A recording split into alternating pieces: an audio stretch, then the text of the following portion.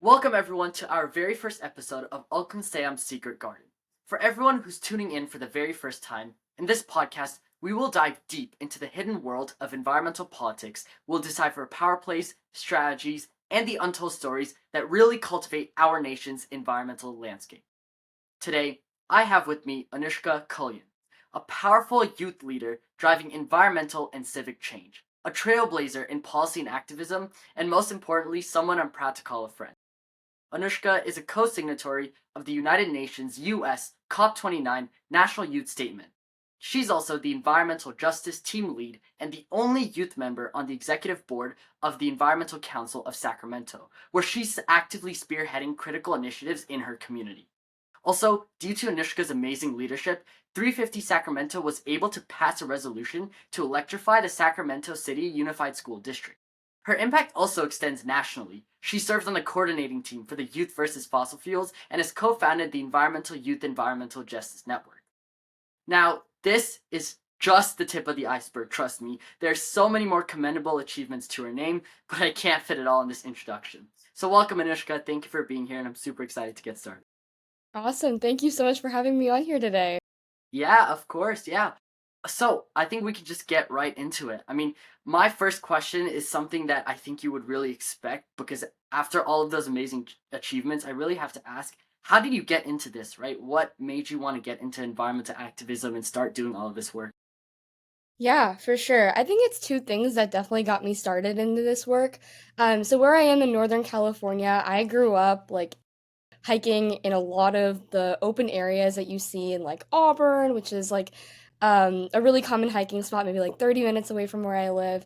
And I really, really love like being one and like being one with the environment around me and just really, really embracing that. So that's kind of a little bit how I grew up.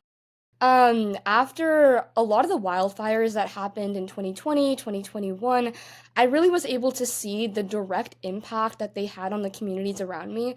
So, not only on the environment, but the people experiencing it. A lot of people were displaced, and a lot of people weren't really able to continue with their livelihoods after that. And so, seeing that really, really drove me to create change. Another thing that really got me into this work is so I grew up also visiting family in India. And so seeing the widespread air pollution and just overall you know, there's not really a great way to put it, but just a lot of the ways that they're living is very different from the ways we're living here. But the thing is, with wildfires and everything else that's happening here, I can definitely see how we're heading down the same track as them.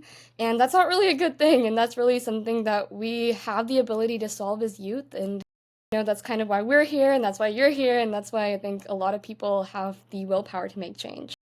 Yeah, no, I totally agree, and I really resonate with your story. I mean, I'm from California as well. I've seen the wildfires, been to India, seen the air pollution. So, yeah, I really understand how that can impact you, and I'm super happy that you talked about getting out in nature and how you've really been able to be one with nature. I think that's super cool, and that's something that really helped me get started as well.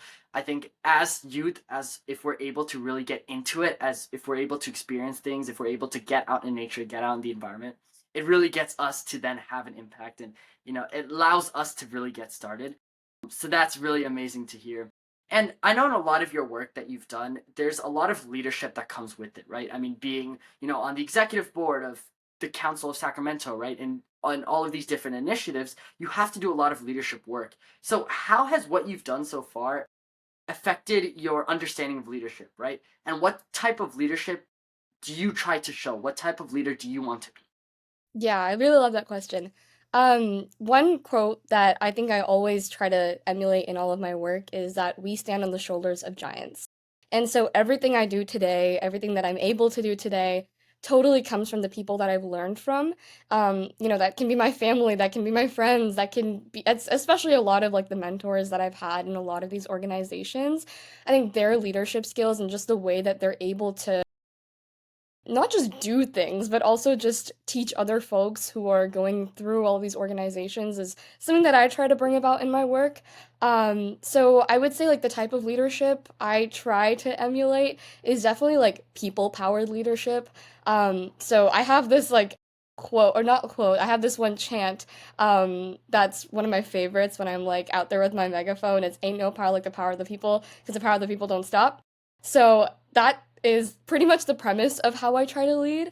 Definitely people powered, working with the communities that I try to lead and that, I try to work with. And yeah, totally just of the people, by the people, that whole thing. And yeah, definitely coming from all those who came before me and all the people who I've learned from. Yeah, yeah, no, that totally makes sense. Yeah, I think for focusing on the people is really important in leadership for sure. But I assume that when you try to focus on people, I mean, there's so many diverse groups of people and, with so many different backgrounds. So I understand that it's really hard to satisfy everyone, right? So has there ever been a time in the past when you've been trying to lead and you want to satisfy one group, but it's just kind of hard, you can't satisfy the other, and it's created a type of conflict? And if that's happened before, how have you really gone with that situation? What have you tried to do to really fix that? Yeah. Oh, all the time. I mean, it's not even, it's in the groups that you lead, it's in groups in opposition. For example, one of our rallies, like last month, I think, it was published in the SACB. But in these online newspaper articles, anyone can deliver comments. So a lot of the comments that we got were like, "Oh, who are these random kids like advocating for something that they don't even know about?" Which is not true. I mean, we've done our research, we've shown the people in power that we know what we're doing. But there are always going to be people out there who don't think so. Unfortunately, that's just kind of the reality. You have to be able to work with these communities because a lot of times they're the ones experiencing the hurt that you're trying to solve. But I think, like, internally, everyone, I think, brings their own experiences to the table. Everyone has their own strengths that they bring to the table. A lot of different perspectives, especially like in environmental justice work, there are a lot of competing interests, like different types of like conflicts that arise, especially because of like the intersectional nature of the work. Which communities do you try to prioritize? How do you prioritize? Like, how do you make sure that your policies serve the right people? And so a lot of times, like, there is a lot of discourse in that, but I think the discourse in that is the beautiful part of it because it brings people together to talk about it. And, you don't try to like shut down what people say. Definitely attack everything with an open mind is something that I try to bring to this work. Because everyone has their own lived experience, but like the way that you have to navigate that is like the most important thing for sure. Yeah, yeah, no, for sure. And something that you talked about in the beginning that definitely caught my mind is when you said that oftentimes, and you gave that example of how when you were all at a rally, the people were like, hey, who are these kids? I think with environmental work, especially as a youth, that's something that we all face. And so, what do you really do when you face that? I mean, if you have people, adults or anyone from any group just saying, like, hey, you're a kid, so you don't know what you're doing, how do you show to them that, hey, this is not true? How do you keep trudging forward? How do you really go against that? Yeah. I think the biggest thing so that's one big hurdle that youth face. Another big hurdle that not just youth, but also just the climate community slash overall like organizing community faces is there are so many hurdles that we all try to go through because of the inherent nature of our work. What we're doing is not an easy thing. We're trying to fight against something that's much larger than us. So there are a lot of things that we're constantly bogged down with. It's so easy to kind of get caught up in like the negative nature of what we do. Um, but we have to find times of joy in what we do. That's another thing that I really try to emulate in my work and my organizing and things like that is like the joy of community connectivity. In these rallies, you're not just trying to villainize the groups that you work with. For example, like our action last month was focusing on CalSTRS, but we're not trying to paint CalSTRS, which is like a teacher pension, as a bad thing because it's not a bad thing inherently. Because you have to work with them, you have to work with the groups that tell you, oh, you can't do something because you're not old enough yet. You have to work with them, you can't villainize them. But in addition to that, you have to find joy in what you do internally because there are so many options to find, so many avenues to find joy. I mean, just coming together with people as a community in of itself is such a happy thing. It's a really wonderful thing. So by embracing that, by taking it forward, you not only find peace in your own work, but you find peace in spreading that to others and to make sure that it continues to other avenues you work with. Yeah, yeah, that's amazing. Yeah, I think that's really what you're describing is really leading with love, right? I mean, if you have joy in your own work, which I think that's so beautiful, that if you really care about it, you have joy within yourself for doing it, then I think, a lot of different things would go well, and that type of work is just bringing community together. So, yeah, I think that's honestly truly amazing. And, when it comes to bringing these people together from various areas, I know within the environmental space, there's a lot of talks about how there's too many diverse groups, right? And so sometimes it's hard to bring them together because you have some students here doing climate work, and then you have other youth there doing different types of climate work. And so, what are your thoughts on how we can really bring these different groups together, right? What do you think are the steps that we need to take to ensure that we can get all of our environmental, all of our climate movements as one and then really push that forward? Yeah, I think the biggest thing on that front is coalition building. You have so many disparate groups trying to do their own thing, which is great because, they're making change individually. But the biggest way that you make change is systemic change. A lot of times that has to do with the fossil fuel industry, but at the same time, the fossil fuel industry is like the root of many other climate issues. And, there are other groups focusing on those climate issues, other groups focusing on fossil fuel issues. But the biggest thing is coming together and how do you find ways to organize not just different groups of people, but different organizations to come together because that's the biggest way that you can unify. Um, for example, with the California Youth Environmental Justice Network, that's pretty much the premise of our work. You have a lot of these different groups trying to do different things for the climate movement, but the way you come together is by sharing knowledge, and that's the best way that you can translate that knowledge to your own communities. So definitely coalition building is my answer for that one. Yeah, coalition building. Yeah, no, totally makes sense. And going back to one of the things that you were talking about earlier when you were saying about really having that joy inside to push forward, I think that's something that a lot of people need to think about when it comes to any type of work that they're doing, not just environmental work. So, with that, my question is what really continues to motivate you to do this work? I know you talked about, the India and the past things, and I know you really have a joy, for doing this work, but is that all that pushes you, or is there more that daily on the daily motivates you to keep doing this work, to keep pushing, and to keep having such an impact? Yeah, that's a really good question. I think it's two things. So one, definitely my past experiences with my own community here in Northern California and my family in India, things like that. But it's also definitely the people that I work with. I think there's definitely like everyone kind of contends with their own version of privilege. You see that everywhere, but I think working with different groups of different statuses, whatever it is, um, you see how people hurt, but you also see how people find joy. And so you directly work with that, and that intrinsically motivates you to keep going. Especially me, of all by connecting with grassroots communities, whether it's like canvassing or like leading actions or like even like policy measures that impact day-to-day communities. Those are the people that you're fighting for and that you're fighting with, that you're coming from. So definitely for the people and for my own past experiences as well. Yeah, yeah, no, really, yeah, I totally agree. And I heard this one quote, I'm not sure who it's from, and I'm definitely gonna butcher this, but it was something about how before you try to create peace in the world, you have to have peace within yourself. And I wanted to ask you, what are your thoughts on that, right? Just having that internal motivation to work internally, to work on yourself too, because when you do that, that could maybe have an impact outwards. What are your thoughts on that? Do you support that? Is that something that you try to do as well? Yeah, no, for sure. No, I love that quote. I wish I had the specifics on that too, but no, that's really good. Um, 100% because not only do you have to find peace within yourself, you have to find intrinsic motivation with yourself to keep going and to keep knowing that this is a good cause. There's always going to be things that tell you like this isn't feasible, this isn't doable, but no, you have to keep pushing because that's the only way that change happens. But 100% you have to not only believe in the cause that you're working on because then there is no cause if there aren't any people to believe in it.